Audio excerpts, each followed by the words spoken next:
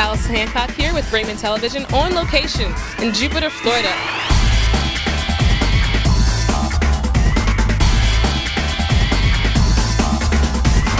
Today, our featured vehicle is the 2012 Mini John Cooper Works Coupe. This baby boasts 211 horsepower with a turbocharged 4-cylinder engine. You gotta have it. Got to. Here inside the JCW, it sports red stitching throughout, black base gauges, sport bolster seats to keep you tight inside those turns, and a 6-speed manual transmission that allows you to put that 211 horsepower to the pavement. You feel like you're driving a go-kart.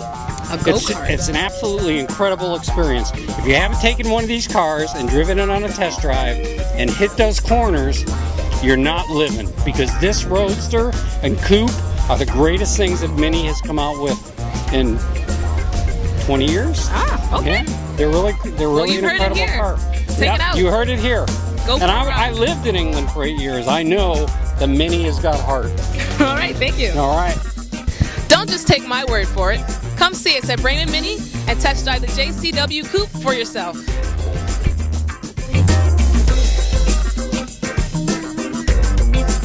Put that 211 horsepower to the pavement, baby. It's yours.